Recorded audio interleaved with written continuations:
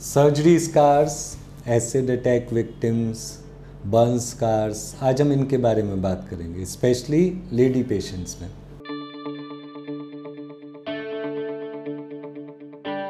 मैं doctor Arvind Posfal, doctor S clinic, Delhi, India से। तो आज हम सबसे पहले बात करने वाले हैं एक लेडी पेशेंट का, जिसमें एसिड अटैक की वजह से पूरा बाल काफ़ी हद तक डैमेज हो गया था।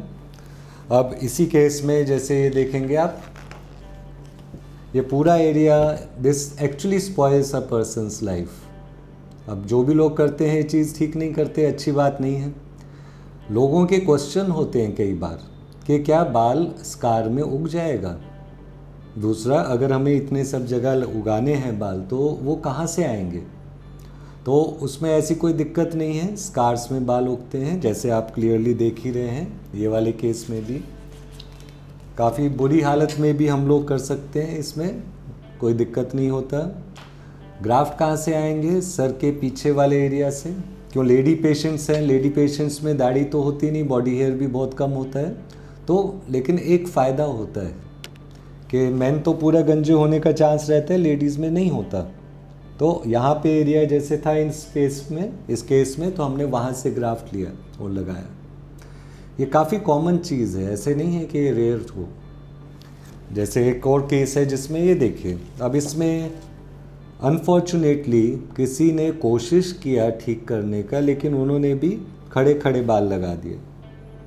तो उसके बाद हम लोगों ने ठीक किया कि डायरेक्शन ठीक करना ये भी बहुत ज़रूरी है। डायरेक्शन, एंगल, बाल ट्रांसप्लांट तो होते हैं, लेकिन ट्रांसप्लांट के बाद ज़रूरी होता है कि देखने में पता नहीं चले कि ट्रांसप्लांट किया है।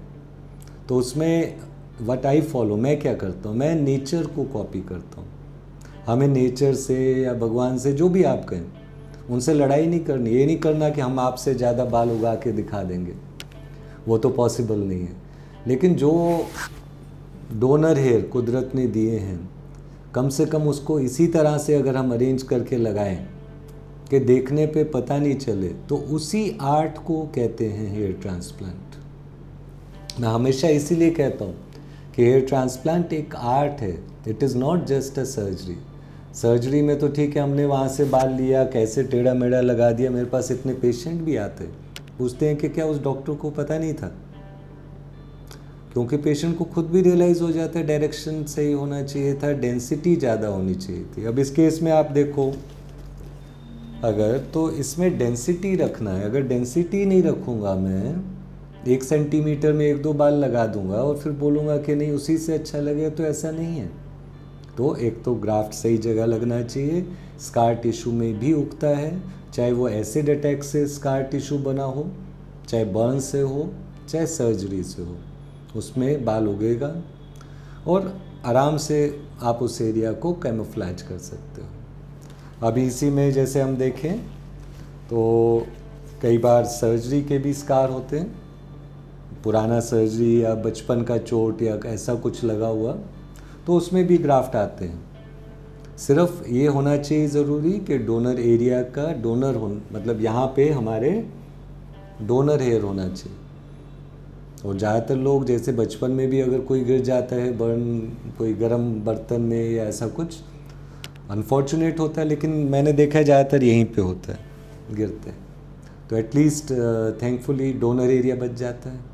ये करेंगे जब हम ट्रांसप्लांट, तो इसमें हम ग्राफ्ट्स लगाएंगे और उसके बाद करीब 8 से 10 महीना लगता है फुल ग्रोथ के लिए। तो अगर आपको कोई भी ऐसी दिक्कत हो, आप किसी को जानते हैं जो इसमें दिक्कत से गुज़र रहे हैं, लेडीज़, बच्चे हैं, कोई भी, तो डू नॉट हेजिटेट, आप हमको कॉल कीजिए, कांटेक्ट कीजिए। हमारा ईमेल और फ़ोन नंबर है, हमारी वेबसाइट पे रिज़ल्ट्स देखिए। Thank you.